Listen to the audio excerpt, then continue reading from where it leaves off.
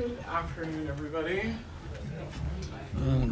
I don't have anything off the top today. So, Sean, do you want to kick us off? Sure, nothing. Well, can we start maybe broadly about where things stand in the Middle East, particularly with the ceasefire talks? With the idea of having talks on the 15th. Where does that stand? Are you confident that talks can take place? What is the U.S. trying to do to get to that goal? So look, this is something that we are working around the clock every day. You saw the statement that was put out trilaterally at the tail end of last week from President Biden, President Sisi, and the Emir of Qatar. So this is something that we think, for all the reasons I've talked about before, is just so vitally important to the region. First and foremost, it is time for the remaining hostages to be returned home, and that includes, of course, American citizens. It's also has the potential to bring about much-needed relief to the people of Gaza, and so that's what's at the table, and that's what's at stake, and that's what we'll continue to work towards. But as it relates to the negotiations, Sean, and status and where things stand, I'm just not going to get into the specifics of the process, just given sensitivities and wanting to see this process play out. Well, not to get too much into the specifics, Yeah. but for example, there is I'm sure you saw the New York Times report today about the Israeli negotiating position, saying that some demands made in recent weeks, for example, the Philadelphia corridor, the border with Egypt, that Israel has demanded to have control of that. Do you think that both sides actually want a truce and are ready to make some compromises to get there? So look, Sean, again, I'm just not going to get into the specifics of the negotiation process. That certainly would not be helpful from up here, and it would not helpful to a sensitive process. On whatever the reporting that is out there, Sean, I've seen those reports, and I'm certainly not going to get into alleged documents or comment on private diplomatic conversations. I'll also say that, the media says a lot of things, government officials say a lot of things. What I can say from the U.S. perspective is that we are so clearly committed to this because we think it is in the vital interest of the region. As you've heard me say, we think that a ceasefire deal has the potential to create conditions so that hostages can release, so we can see an increase in humanitarian aid, and more broadly create conditions for diplomacy to get the region out of this endless cycle of violence. And I will also just note what I said yesterday, that Prime Minister Netanyahu confirmed that his team will be at the ceasefire talks on Thursday, and that they'll be prepared to finalize the details for implementing the deal. But I'm not going to get more specific beyond that. Do you know where the talks would take place? I don't have any updates on that. Just one more for you before I pass on. Yeah. The other the Iranian aspect of the equation, if you will. Obviously, there have been talks. I know the secretary spoke yesterday with the Turkish foreign minister, with the Iraqi prime minister, about this and other issues.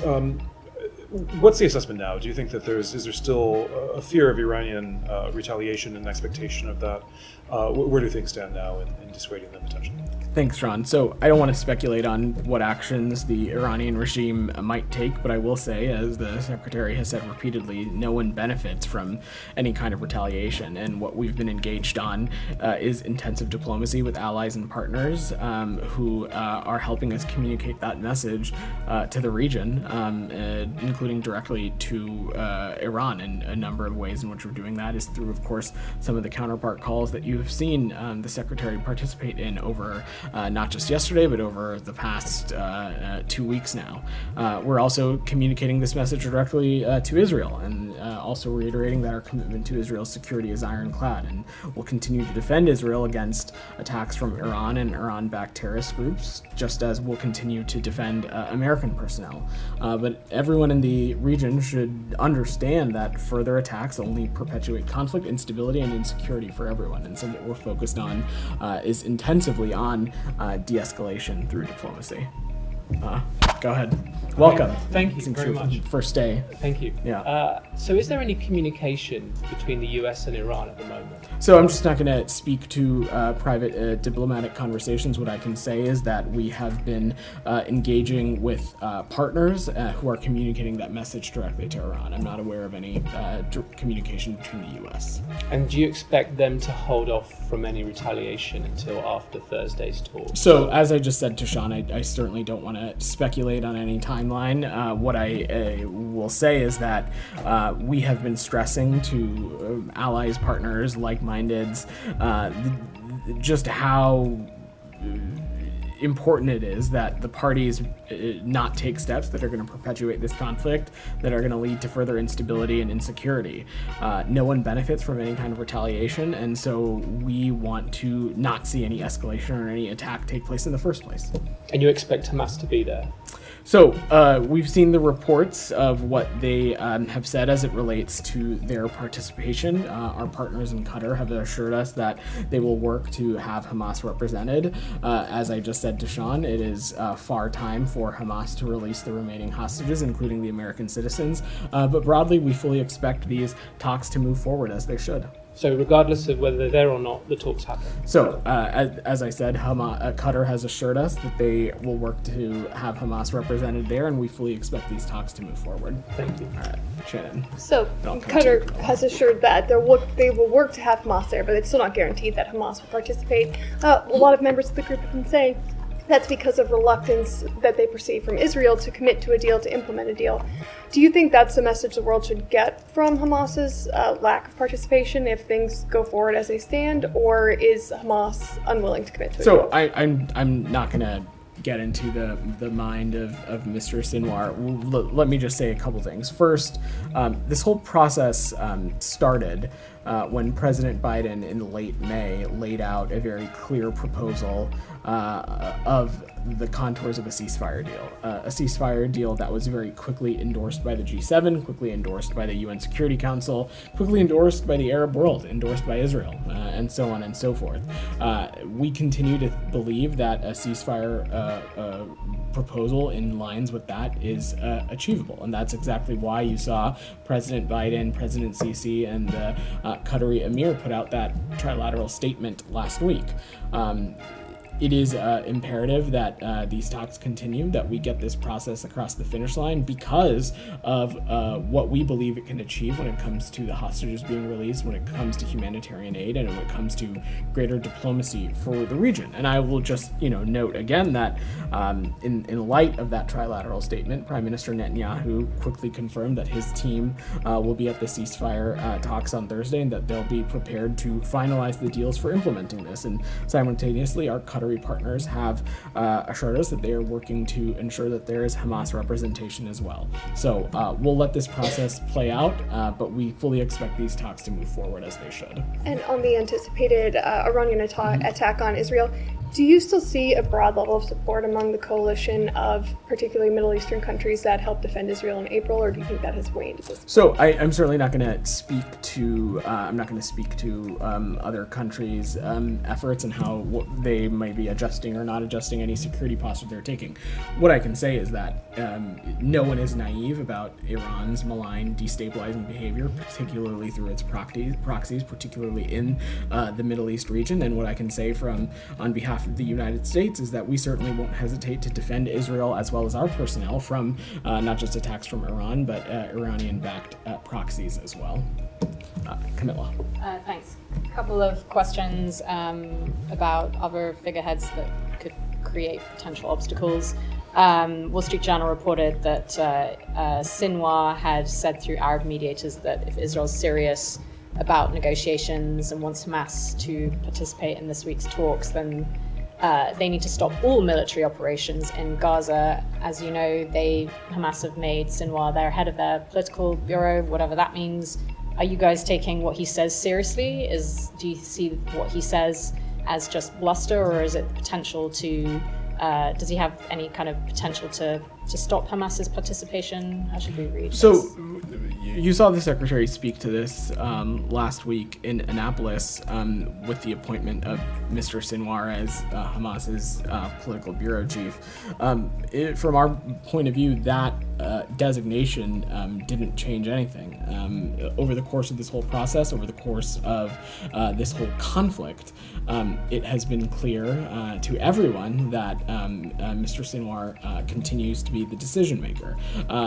And when it comes to the future of the Palestinian people, when it comes to the ability to alleviate some of the suffering and to alleviate some of the dire situations that we're seeing in the Gaza Strip, ultimately that is also up to Mr. Sinwar.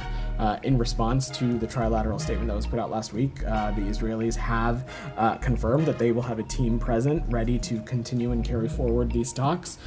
It is imperative that Hamas do the same, because it is far time for these hostages to be released and to bring relief to the people of Gaza. And we fully expect these talks to move forward. As I said just a moment ago, our Qatari partners are also working to ensure that there is Hamas representation, and I will let the process play out. Okay, thank you. And then on Israel, you guys have a lot at stake all the time in the region, particularly this week. With these talks that you guys are, really helping push into place, but you also have figures like the National Security Minister in Israel, Ben-Gvir, going up on the most explosive piece of real estate in the region, again, the Temple Mount, to what can only be perceived as something that he thinks is his right to impose his policy on something, but that is not the status quo policy that Netanyahu has come out and said, this is not our government policy. Netanyahu can only say so much, so can you guys. This is all rhetoric when you condemn actions like that, but these actions have real potential to escalate things in the region. What is your response to what he's doing, that he's doing this again? And also, is there something the US can do? Can you sanction a figure like Ben-Gvir? You are able to sanction other figures in the region. It doesn't matter that he's an Israeli government official. Is there anything that you guys can do to stop this continuing to happen? So, on the second part of your question, Camilla, certainly I'm just not going to preview or get into what's possible or not possible, but I would say that we certainly are paying close attention to actions and activities that we find to be a detraction from Israel's security, a contributor to greater insecurity and instability in the region, and that would certainly be the actions that we saw today that Mr.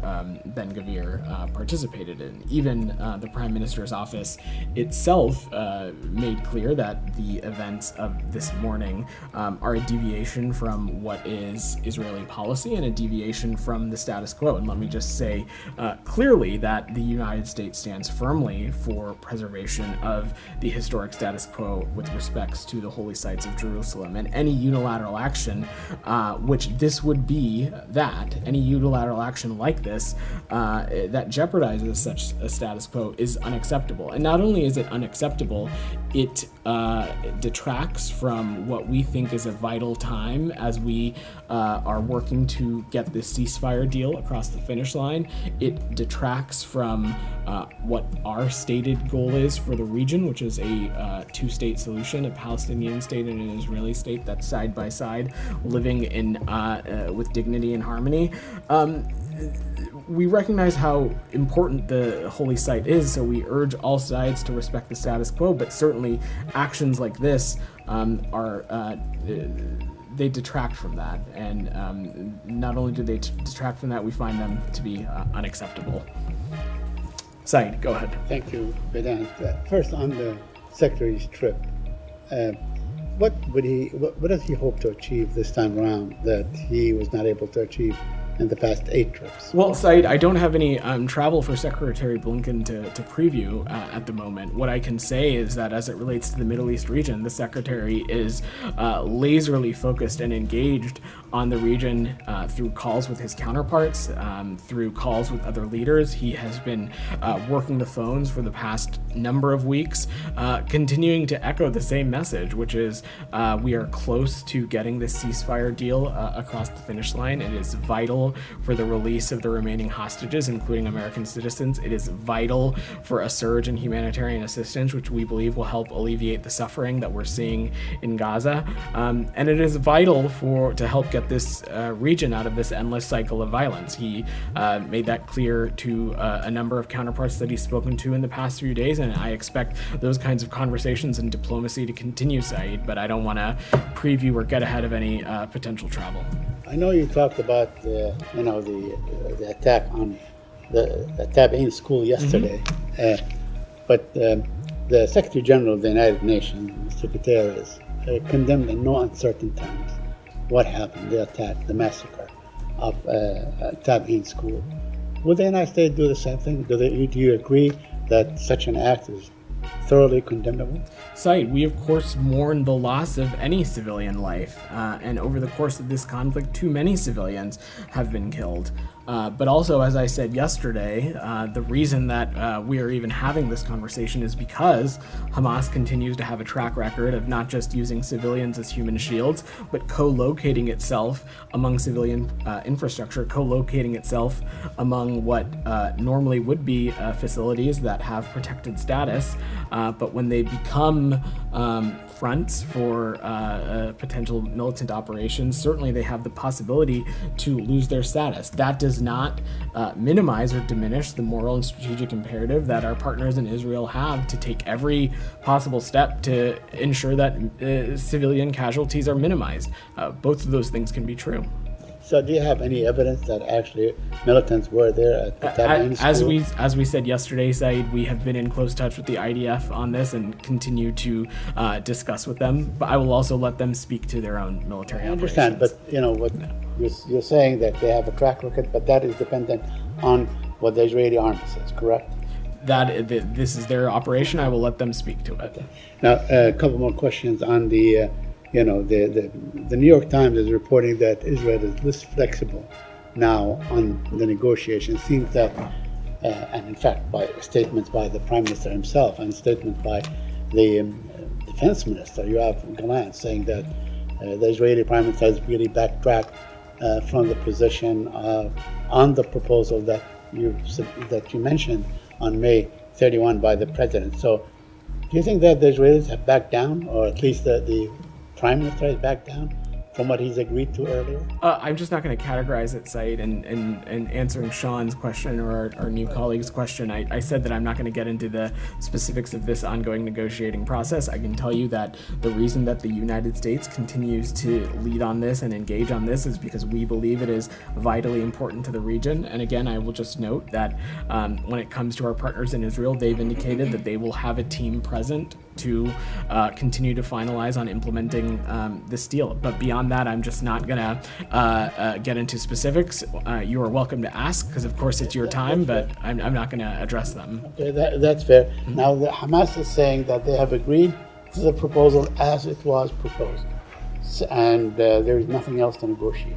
Is there anything else to negotiate? Are there details that still need to be negotiated? So me answering that question would be me speaking about the negotiating process from a podium like this, which I think is wholly unhelpful to the process. So I'm just not going to do that. Thank you. Yeah.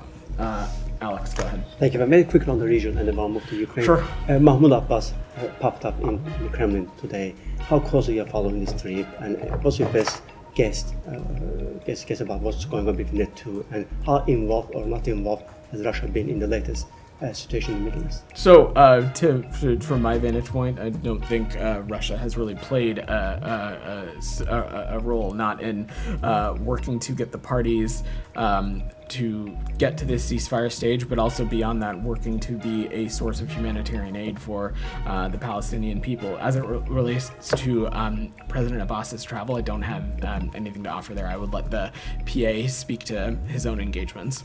Thank you. On Ukraine, we were told since last week that you were not entirely clear about Ukraine's objectives in its cross-border operation. Well, today Ukrainian Foreign Ministry laid it out. They said that they the aim is to neutralize threats coming from Russia on Ukrainian territory, not to gain land. Is it satisfying enough? So, Alex, it's not about anything being satisfactory or not. I think what we're talking about, and again, the only reason that you and I are even talking about this subject is that the only country at war in Ukraine is Russia. You know, President Putin is the one who invaded Ukraine, and Ukraine is defending itself from that aggression. This has been Kremlin's war of aggression from the start against Ukraine, pure and simple. And I just want to reiterate what some others across the administration have said, which is that we're not engaged in any aspect or planning or preparation for this operation. I will let the Ukrainian military speak to their own operations, but our role and what we are focused on is supporting Ukraine be able to defend itself, which we believe is common sense, especially when it comes to defending itself against attacks or operations that may be immediately across the border. And so we will remain focused on ensuring that our Ukrainian partners have what they need to do that. There are reports that Putin pulled out from Ukraine today, basically to focus on homeland. Are you in a position to verify this? I'm just not going to speak to specific operational updates, Alex. On this, President Zelensky called on the bird to react to the latest situation in Zaporozhye. We have seen the video how Russian occupiers are fire in the area. Do you have any reaction? So, I mean, Alex, I think you and I have been talking about this, for who knows how many months now. But as I said in 2022 and 2023. Any kind of violent military kinetic activity so close to a nuclear power plant certainly not only is it dangerous, but it creates the potential for enhanced risk, and that's something we certainly don't want to see. Listen, I have one more in Iran, if I may. We have seen the you got four. I promise I'll come back to you. Okay, please come back to me. Okay, Nike, go ahead. Thank you. If we may switch to public health emergency, Sure. given the multinational outbreak of monkeypox, does the State Department has any plan to update its travel advisory with the new information? And what is the U.S. Message to travelers? So I don't have any updates on travel advisories, Nike, but we are tracking closely on the spread of Mpox in Central Africa. We are pleased to see international leadership in this area. This year, I will note the United States has provided more than 17 million beyond our regularly programmed health assistance to support Mpox preparedness and response efforts in Central and Eastern Africa. We've been collaborating with partners to build capacities to combat infectious diseases, including Mpox, but also HIV, tuberculosis, malaria, and Ebola, and that line of effort has been continuing for more than 20 years. We are in close coordination with the governments of the DRC and other affected countries. We're also in close engagement with the WHO, the Africa CDC, and other entities. Thank you. And a quick follow-up on Sudan peace talk. Yeah. Do you have any updates? Should we expect any virtual talks from SAF? So in terms of format, Nike, I'm not in a place to speak to that. Unfortunately, though, the SAF yet have not agreed to participate in talks in Switzerland. We are disappointed that that is causing a delay of beginning talks with both parties participating, but these talks will continue. We expect them to move forward. In the Jeddah Declaration, both the SAF and the RSF committed to expanded discussion to achieve a permanent cessation of hostilities, and I know that is what Special Envoy Perriello, Special Envoy Hammer are hoping to see come out of this as well. Thank you. Go ahead. Thank you, Vedant. Yeah. I know you've been asked about the Iranian aspect in the negotiations. Today there were reports that the Iranian may send a delegation to the negotiations. They disputed that, but were they offered to be on the table of the negotiations? So I'm just not going to speak to the specifics of the negotiation process. It would, so I will just leave it at that. I don't want to get into the details. And on Hezbollah and Israel, should a retaliation happen now? If I know you are trying very hard to avoid an escalation, but if there is a response from Hezbollah, do you have a sense that Hezbollah or Israel understand the red lines, at least to not go on a wide scale war? We are taking every possible effort to ensure that all relevant actors understand that any kind of activity that we think is going to cause further instability, insecurity, cause further escalation is wholly unhelpful, certainly at a time like this. I will also just note, though, that we of course stand ready to defend our partners in Israel and defend them from attacks from either Iran or Iranian proxies, but we are working around the clock. Secretary Blinken is, through engagement, through diplomacy, to try and de-escalate and try to ensure that something doesn't happen. But this is a process that we're working around the clock. One more question on Sudan. What outcome are you, aiming to achieve if the Sudanese army aren't on the table? So look, these talks will go forward without them. It is our hope that maybe they have a change in decision and they find a way to have a representative in Switzerland. We certainly would welcome that, but again, the ultimate goal here continues to be a cessation of hostilities nationwide. Thank you. DR, go ahead. Thank you, Vedan. Yeah. Going back to Secretary Blinken's phone call with the Iraqi Prime Minister. So was this call just to talk about concerns over the Iranian-backed groups in Iraq to attack the U.S. forces, or does the Secretary Blinken send any message to Iran through the Iraqi Prime Minister as they are enjoying a very good relations with Tehran? So the message was pretty clear in the readout. I don't have to get more. I don't have more specifics to offer than that. They spoke about a number of issues, including issues affecting the region, and a commitment that they both shared to doing whatever possible to send clear messages about de-escalation and not wanting to see any kind of conflict or violence spread or grow out of hand. And then last time when Secretary Blinken spoke with the Iraqi Prime Minister, they were discussing the protection of the U.S. forces in Iraq. But in less than 24 hours, the Iraqi militia groups attacked the U.S. forces in Iraq and injured 7 U.S. personnel in Al-Assad base. So do you trust the Iraqi government that they have the power to rein the militia groups to not attack the U.S. forces? Has the Secretary Blinken and the State Department shared this concern with the Iraqi government? So, look, first, let me just say broadly that, of course, we continue to believe that that the Iraqi government is a important partner in the region. But as we have said a number of times before, that they also have a role to play in helping hold, I should say, some of these malign proxy groups accountable. I will also just note that when it comes to the United States, we certainly won't hesitate to take appropriate action to hold those to account who may put our personnel in harm's way. Yeah, go ahead. Thank you. Yeah. I have a question on South Asia. Before that, I have one on the deadliest Israeli airstrike on Gaza. You talk about this in detail and express your concerns. But at the same time, it looks like you're also supporting the slaughter of innocents in the name of self-defense. New polls show that majority of Americans, especially the young Americans, disapprove Israeli actions in Gaza. How do you explain this to Americans? Because their taxpayers' money, U.S. government is providing bombs, small arms, and other forms of aid to Israel. So, and secondly, sir, how would you define the current policy of this administration, which is like keep expressing concerns and keep providing bombs? So first, I think I would just reject the overall premise of that question. I could not disagree with it more. Let me just be very clear. Any number above 0 of civilian lives lost is wholly unacceptable to us. It is deeply troubling and unfortunate that we find ourselves in a scenario where we have a belligerent like Hamas that continues to use civilians as human shields, that continues to utilize civilian infrastructure and what should be protected facilities as safe haven.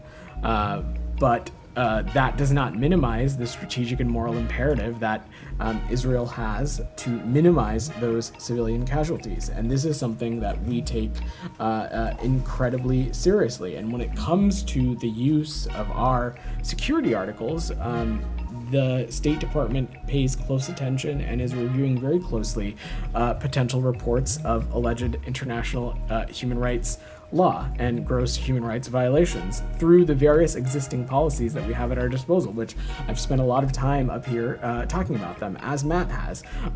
Examples include the Lehi-Veti Forum, for example, guidance that is detailed under the U.S. conventional arms transfer policy, reviewing credible reports of civilian harm potentially caused by U.S. origin end items through the CHURG process, and other designations and actions that we have at our disposal, and we'll continue that line of effort. The former Bangladeshi Prime Minister Sheikh Hasina accused the United States of orchestrating mass protests that led to her ouster after weeks of violence.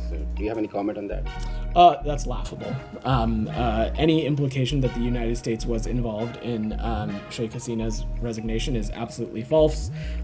We have seen a lot of disinformation in recent weeks, and we remained incredibly committed to strengthening information integrity across the digital ecosystem, especially with our partners in South Asia. Go ahead, in the back. Yeah. Thank you. No, you, right, yeah. Sorry. Yeah. So yesterday, Secretary Blinken spoke to the Foreign Minister of Colombia. How are the efforts advancing? As we know, it's supposed to be a call between Maduro and the presidents of Colombia, Venezuela, and Brazil. That hasn't happened. It's supposed to happen this week. What are the advancements on that relationship that is being formed as a region? So I think first, one of the key things that the Secretary spoke about with the Foreign Minister was the topic of what we are currently seeing play out in Venezuela. And so 2 weeks after the elections in Venezuela, it has become abundantly clear, not just to the majority of Venezuelans, but the United States and a growing number of other countries, that Edmundo Gonzalez Urrutia received the most votes on July 28th, and Nicolas Maduro must accept it. More than 80% of the voting tally sheets published by civil society and the opposition and corroborated by independent observers, including the Carter Center, indicate that he received the most votes by an insurmountable margin. And so what we are focused on, the U.S. along with other international partners, including countries like Brazil, Colombia, Mexico, have called for transparency and called for the release of detailed vote tallies. And we urge Venezuelan parties to begin discussions to a peaceful transition back to democratic norms. And during the call, they talked about the role of the OAS. And as your statement reads, they wanted the region to speak with one voice and have the OAS as a central group. Is that possible?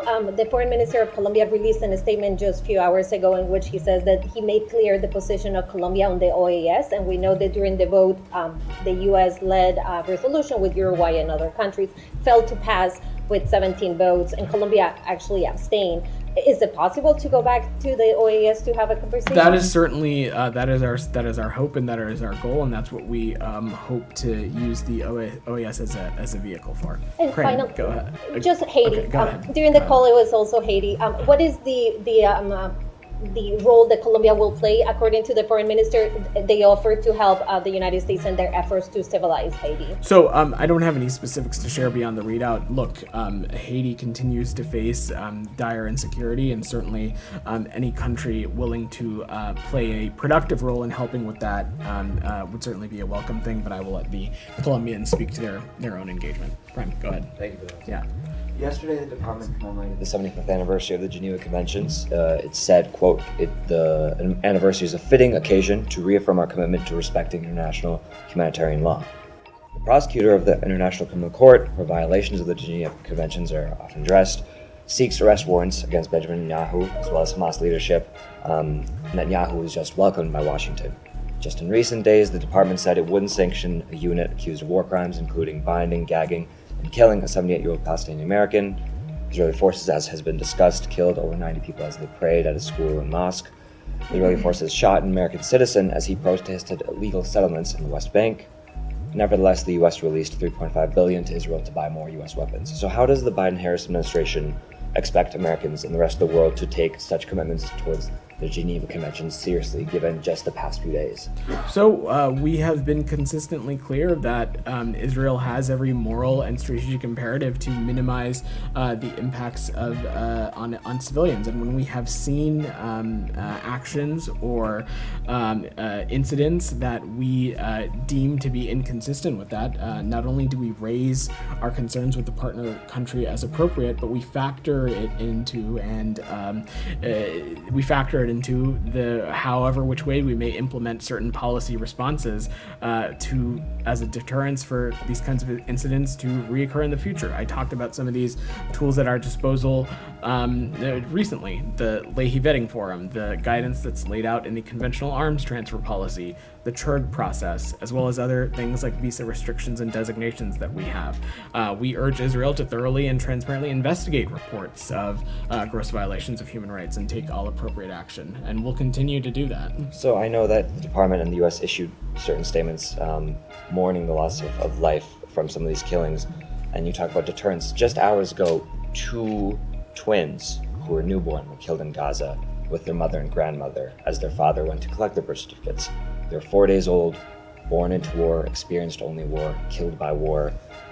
How is the EU responding to this instance, given, again, this comes a day after the U.S. So I'm not going to speak to specific instances and incidents that happen. I will let the IDF speak to any operations they can take. I will say, just hearing this from your reporting, this is obviously incredibly heartbreaking. Again, Israel has every moral and strategic imperative to minimize civilian loss, but I don't have any of the other contours surrounding this operation, and I will let the IDF speak to that. Finally, just one, on a case that you do have contours for. It's now 197 days since Hindu was killed, the family members were killed, the medics said they were killed. What's the update on that? I don't have any updates for you. Go ahead. Thank you. I have a question related to Ukraine. There was a report on the Financial Times recently about a plan from Russia to strike Europe with nuclear missiles in case of an attack of NATO. So what is the position, or if you heard about this report from the Financial Times, and what would be, although, Europe and US support Ukraine, what is the position about it, and what would be the plan? I'm not fully familiar with this report, but let me just say that nuclear saber-rattling and rhetoric is something that we have seen the Russian Federation do time and time again, but we continue to believe that there is no reason for us to change our nuclear posture. If I can do a quick follow-up. The Ukraine militaries are about 40 miles inside the Russian territories. Is it still part of what President Biden believed that is good to be done, like use American weapons in Russia, or Ukraine is going too far right now? So there has been no change as it relates to our policy. As the president has said, we of course are supportive of efforts to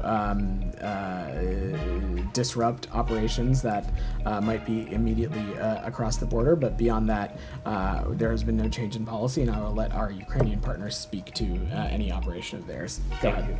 Yeah, thank you. Yeah. The U.S. ambassador to Mexico, Ken Salazar, has indicated that there's evidence, enough evidence, about how El Mayo Zambada was brought to the U.S.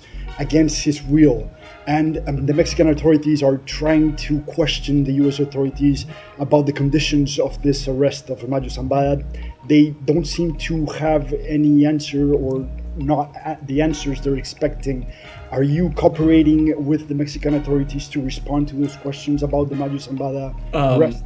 So first, let me just say that I will defer to the Department of Justice and let them speak to the situation in more context and more detail, but we continue to have deep cooperation with the government of Mexico under the bicentennial security framework, working together to dismantle criminal networks, and I can confirm that there was no law enforcement operation conducted in Mexico. Can I follow up? I have to wrap soon, so I want to get to a couple more people. Go ahead. Thank you, Vedant. A few questions, if I can. First of all, the Iranian mission at the UN said last week that they do have direct line of communication and are talking to the Americans. Are they wrong? I'm just not going to, I will let them offer any clarification to what they're saying. So there is a they should offer a clarification. I just don't have any comment to offer. What I can say is that we don't have any direct communication with the Iranian regime. The messages that we are sending is through other countries and allies partners, and we are continuing to stress the importance of de-escalation and not partaking in any activity that would be construed as destabilizing or causing greater insecurity. Thank you. And following on from that, it appears that certainly the reporting is suggesting that the Iranians are now suggesting that any retaliation will be dependent on the success or otherwise of the talks this week, the ceasefire talks. How does that change the framing of Thursday from your perspective? It doesn't, and I think I've answered this question a couple of times already. So I'm happy for people to tune in, but when you are asking the same questions as your colleagues ask, you're kind of wasting their time. Okay, so I'm going to stop. Can I just ask one more about the? Thank you, everybody. I have a hard out today.